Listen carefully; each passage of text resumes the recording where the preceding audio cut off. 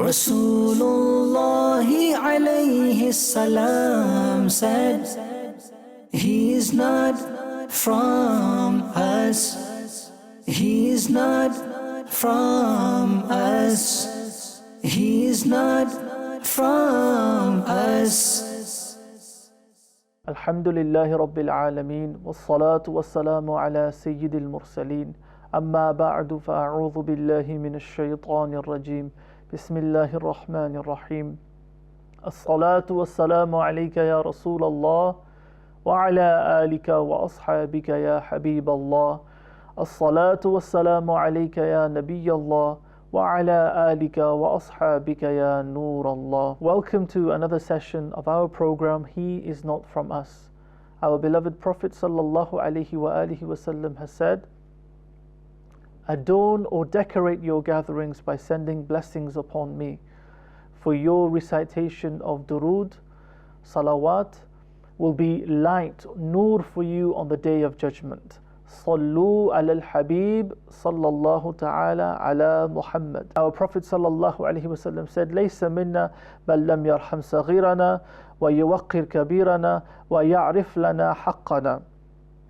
He is not from us, or he is not one of us, who does not show compassion to our young, does not show respect to our old, meaning the elders, and does not recognize our rights, meaning the rights of Muslims. A believer has a right, or has rights over another believer. Our Prophet sallallahu alaihi wasallam specified this in the hadith mentioned. What are the rights of a believer over another believer? I would like to share this with you in light of a hadith mentioned by Imam Tirmizi.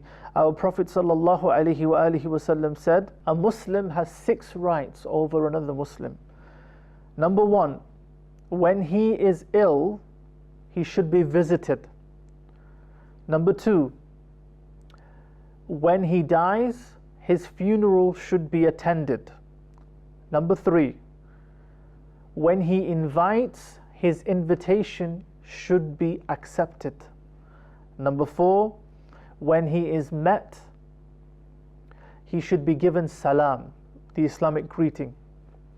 Number 5, when he sneezes, he should be answered, meaning if he sneezes and he says Alhamdulillah or Alhamdulillahi Rabbil Alameen ala kulli hal, if he says this the Sunnah way, then on hearing this, it is his right upon the other Muslim that the other Muslim answers him by saying Yarhamukallah. Number 6, in his presence or in his absence, he must care for him, or he must be his well-wisher. He must be someone who looks out for him. So those were the 6 rights that a Muslim has over another Muslim. Now a very powerful hadith I would like to share with you, short but very powerful, and if we keep this prophetic tradition in mind, it will really put our lives into perspective. Our Prophet sallallahu alaihi wasallam said, Lastu min ad-dunya wa laysat minni. I am not from this world and it is not from me. Our Prophet sallallahu alaihi wasallam expressed an aversion, expressed a dislike for this world. Now you may be thinking, why should one dislike this world? And one reason is obvious. Our Prophet sallallahu alaihi wasallam taught us and instructed us to show dislike to this world and not to become inclined to this world. The reality is that this world is a deceptive world. People who chase this world, their chase never ends. They carry on running, trying to attain more. It's like an insatiable desire. They may attain more wealth, but that wealth does not give them any contentment. To gain more in this dunya, to gain more of this dunya rather, they will move away from their loved ones. They will bear separation from their loved ones and those who have rights over them. Why? Because they want a better quality of life in dunya for themselves and for their children or their loved ones. But in the end, ultimately what happens is that they spend most of their life striving And when they think, if they live long enough, the moments of any contentment in their hearts and minds is not really contentment, it's restlessness. The truth is, a believer lives in this world like a traveler. He takes from this world what he needs to live, to fulfill rights, to ensure that he is not in debt, and to leave this world in a state where he has spent most of his life in the obedience of Allah subhanahu wa ta'ala. Having more in this world, or having more than he needs in this world, should not be something that he aspires to achieve. Our Prophet sallallahu alaihi wasallam said that this world is cursed. Everything within it is cursed, except for the remembrance of Allah subhanahu wa ta'ala, and that which brings one closer to Allah subhanahu wa ta'ala, the scholar and the student of knowledge. A very powerful hadith again. The exceptions mentioned in the hadith, the remembrance of Allah subhanahu wa ta'ala, and that which enables one to become closer to Allah subhanahu wa ta'ala, which again is related to obedience, it's related to worship, it's related to seeking the pleasure of Allah subhanahu wa ta'ala, it's related to remembering Allah subhanahu wa ta'ala, being aware, being conscious of the presence of Allah subhanahu wa ta'ala. The scholar and the student of knowledge, because they teach and learn the religion. This is how they spend their time. And that is a type of remembrance of Allah subhanahu wa ta'ala. That is for the preservation of the religion. These actions are exceptions. Otherwise, this world, generally speaking, is a cursed place. Some people might think, what is dunya? How can I differentiate between actions which are worldly actions and religious actions, or religiously rewarding actions, or even actions that are permissible, that are not in any way reprehensible or blameworthy? How can I differentiate? Some points of wisdom related to how we differentiate between this world, dunya, what is worldly and what is religious or religiously rewarding. Some points are mentioned by Mufti Ahmad Yar Khanaimi. He says that when referring to this world being cursed or a cursed place, according to this, commenting on this, he says, whatever makes one or leads to one becoming heedless, forgetting Allah subhanahu wa ta'ala and His beloved Messenger sallallahu alaihi wasallam, that is dunya. So that which takes you away from the remembrance of Allah subhanahu wa ta'ala and His beloved Prophet sallallahu alaihi wasallam, makes you heedless, this is dunya. This is the negative element or negative aspect of this world that has been referred to as cursed, this heedlessness, this negligence. And he continues, he says, it can also be, or it can refer to whatever leads to the displeasure of Allah and His Messenger. So actions which may make Allah and His Messenger, may lead to them becoming displeased with us, all such actions can also fall under the category of dunya. To feed your children, to look after your family, to dress, to look after your home, this is not that dunya or cursed dunya which is mentioned in hadith. These were things that were done by by the noble prophets alayhimus salam. These elements of life are actually linked to religion and rights of people. So it's very important to remember, as a general rule, that which leads to negligence, heedlessness in terms of being aware of Allah subhanahu wa ta'ala and His Messenger sallallahu alaihi wasallam, and if anything which may displease them, that is dunya. Our beloved Prophet sallallahu alaihi wasallam once passed a she-goat with some companions, a dead she-goat, and he questioned the Sahaba radiyallahu ta'ala anhum, do you know how insignificant this she-goat is to its master? Then the beloved Prophet sallallahu alaihi wasallam said, by He who is in control of my life, this world is more insignificant to Allah subhanahu wa ta'ala than this she-goat is to its master. So the fact that this she-goat, it's dead, it's just lying there, it has absolutely no use to its master, it has no value whatsoever. The Messenger of Allah sallallahu alaihi wasallam explained to the Sahaba that this world, the dunya that you're living in, this has less significance. It's more insignificant to Allah subhanahu wa ta'ala than this dead she-goat is to its original master. A very clear expression of how Allah subhanahu wa ta'ala does not value this world. And he sallallahu alaihi wasallam continued, and he said that even if it had the value of the wing of a mosquito, Allah subhanahu wa ta'ala would not give the disbelievers a single drop of water. The hadith, the narration makes it very clear to us that this world is something which is not liked by Allah subhanahu wa ta'ala.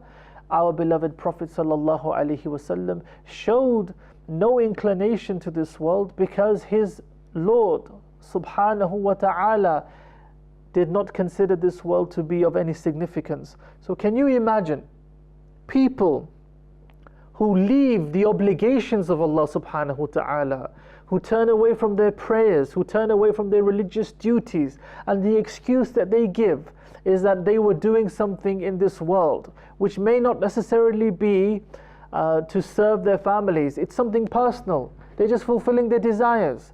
On the Day of Judgment, when they rise before Allah subhanahu wa ta'ala, Allah forbid, if we are among those people who gave preference to the desires of this world, to the allure of this world, and when we rise on the Day of Judgment, we are told to answer why we gave preference to this world over the commands of Allah subhanahu wa ta'ala, how our heads will drop in shame, how humiliated we will feel. So to save ourselves from this humiliation, we must understand that this world and chasing this world is not our purpose in life. We're just here to gather, accumulate as many good deeds as we can, to make as many people happy as we can, to spread good among as many people as we can, to try to change people for the better as much as possible, so that any of these deeds may become an excuse for us to be forgiven. If we are people, or we become people, or remain people who follow the desires of this world, then when the mist clears, the fire will be waiting for us. And this is the reality of the fire, that the Prophet ﷺ, he mentioned this. He said that hell is covered, the fire of hell is actually veiled by desires. So people are following their desires, this mist of desires which hides the fire of hell. When this mist clears, hell will be waiting, the fire will be waiting. So we really must change our lives for the better, redirect our lives if we've been heading in that direction where it's just about this world and nothing else. We know in our hearts how much inclination there is to this world. Some people may apparently be very religious, they may have a religious appearance, but their hearts are overwhelmed by the love of this world. Now I would like to share with you a revelation sent to Sayyidina Dawood alayhi salam, in which there are many lessons to be learnt. Our beloved Prophet sallallahu alaihi wasallam said that Allah subhanahu wa ta'ala sent a revelation to Sayyidina Dawood alayhi salam. O Dawood, give glad tidings to the sinners that no sin is greater than my forgiveness, and warn the Siddiqeen meaning the extremely truthful people. This is actually a rank among the people. After the prophets, the next rank is of those who are described as Siddiqeen, the extremely exceptionally truthful people. Like Sayyidina Abu Bakr, he is referred to as Siddiq in the ummah of the Prophet sallallahu alaihi wasallam. So the next part of the revelation says, warn the extremely truthful, exceptionally truthful people that they should not be happy with their deeds. For when I take account of my blessings from anyone, I destroy him. O Dawood, if you want to love me, then you must take the love of this world out of your heart. So Allah subhanahu wa ta'ala is revealing that to have true love for Allah subhanahu wa ta'ala means not having love for this world. So I repeat that part of the revelation.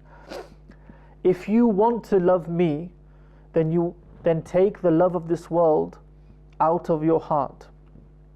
Because my love and the love of this world cannot gather or cannot be together in one heart. So a heart or a person who claims to love Allah subhanahu wa ta'ala, his heart will not also have the love of this world. The revelation continues, O Dawood, whosoever loves me, he offers the night prayer, the tahajjud prayer. He wakes up in the middle of the night and he offers this prayer. So if you want to know a sign of loving Allah subhanahu wa ta'ala, in this particular narration it's made clear that those who love Allah will wake up in the middle of the night, to wake up and they will offer the tahajjud prayer. So just to go back, O Dawood, those who love me, or whosoever loves me rather, will offer the tahajjud prayer when other people are sleeping. He will remember me when he is on his own. He will remember me when he is alone, when other people are heedless of my remembrance. He will express gratitude for my blessing when the forgetful ones are heedless or in heedlessness. So this narration makes it very clear that if we want to have true love for our Creator subhanahu wa ta'ala, we must turn away from this world. We cannot have the love or the desires of this world in our heart. We must strive to purify our hearts from the love of this world, because the love of Allah and the love of this world cannot be in one heart, as Sayyidina Dawood alayhi salam was told. Waking up for tahajjud prayer when people are sleeping.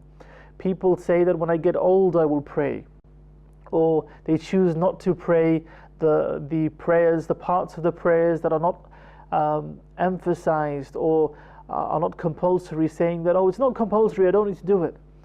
These actions are for people who have the health to do it.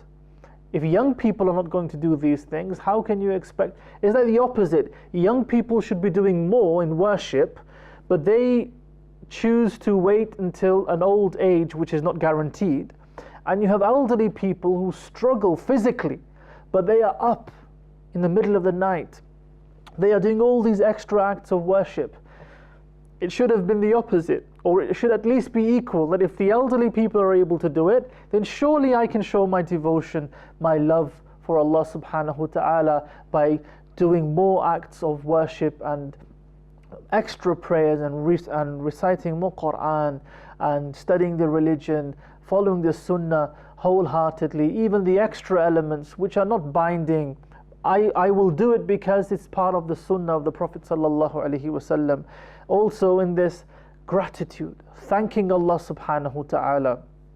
People who thank Allah subhanahu wa ta'ala, they are blessed with an increase in blessings.